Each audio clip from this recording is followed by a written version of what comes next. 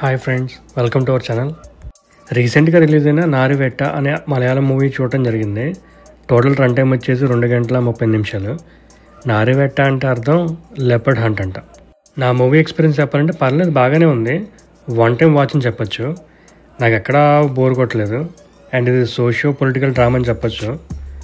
And ఈ story వచ్చేసి 2003లో జరిగిన ట్రూ ఇన్సిడెంట్స్ మీద బేస్ చేసి తీశారంట. అసలు ప్లాట్ లైన్ ఏంటి అంటే, కేరళలో వర్గీస్ అని అతను జాబ్ లేకుండా అటు ఇటు తిరుగుతూ ఉంటాడు. ఈలోపు తనకి పోలీస్ కానిస్టేబుల్కి జాబ్ వస్తుంది. వాయనాడులో ట్రైబల్ పీపుల్ ప్రొటెస్ట్ నడుస్తుంటుంది అనమాట. పోలీస్ టీంతో అక్కడికి వెళ్తాడు ఆపడానికి. బట్ అనుకోకుండా పొలిటీషియన్స్ అండ్ పోలీస్ ఇష్యూస్లో ఇరుక్కుంటాడు. అసలు ఏం జరిగింది, ఇష్యూని సాల్వ్ చేశాడా లేదా అనేది మూవీలో చూస్తారు. పాజిటివ్ చెప్పాలి అంటే లీడ్ యాక్టర్స్ అందరూ బాగానే యాక్ట్ చేశారు. Like Tovino Thomas, Suraj and Charan వాళ్ళ రోల్స్లో. తమి క్యారెక్టర్ చేసిన ప్రణవ్ కూడా బాగానే యాక్ట్ చేశారు. మూవీని రొటీన్ కమర్షియల్ ఫార్మాట్లో కాకుండా కొంచెం రియల్ ఈవెంట్స్ దగ్గరగా తీశారు. ఈ మూవీని డైరెక్ట్ చేసింది అనురాజ్ మనోహర్ అంట. ఈయన అంతకుముందు ఇష్క్ అనే మలయాళం మూవీ డైరెక్ట్ చేశాడు అండ్ కొన్ని మూవీస్కి అసిస్టెంట్ డైరెక్టర్గా చేశాడు. మ్యూజిక్ అండ్ బ్యాక్గ్రౌండ్ స్కోర్ కూడా బాగుంది, ఎంగేజింగ్ ఉందన్నమాట. ఆ సీన్స్కి, స్టోరీ టెల్లింగ్కి జేక్స్ బెజాయ్ వర్క్ చేశారు.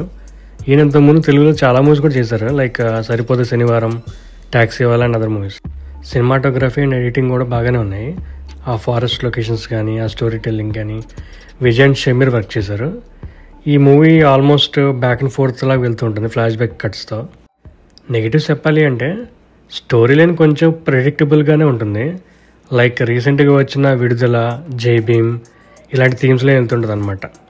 But what makes this film different అంటే screen play and background score బాగుంటుంది with power politics.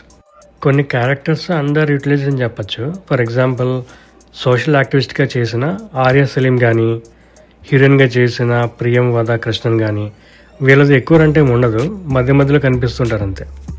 Movie ending ఇంకా బెటర్గా తీసి ఉండాల్సింది. ఏదో సడన్గా అయిపోయిన ఫీలింగ్ వస్తుంది మనకి. మూవీ స్టార్టింగ్లో పోలీస్ స్టేషన్ సీన్ ఒకటి ఉంటుంది. ఎందుకు పెట్టారో అర్థం కాలేదు. అప్పుడు టూ మచ్ ఎగ్జాజరేషన్ అనిపించింది. But interval and climax scenes చూసిన తర్వాత both good cop and bad cops ఉంటారు డిపార్ట్మెంట్లో అని చూపించడానికి ఏంటో మెటాఫర్ లాగా. మీకు కూడా అలా అనిపించిందా? మేబీ డిఫరెంట్ మీనింగ్ ఉందా? మీరు కామెంట్ సెక్షన్లో మెన్షన్ చేయండి. ఈ వీడియోలో చెప్పింది కేవలం నా మూవీ ఎక్స్పీరియన్స్ మాత్రమే. Thanks for watching.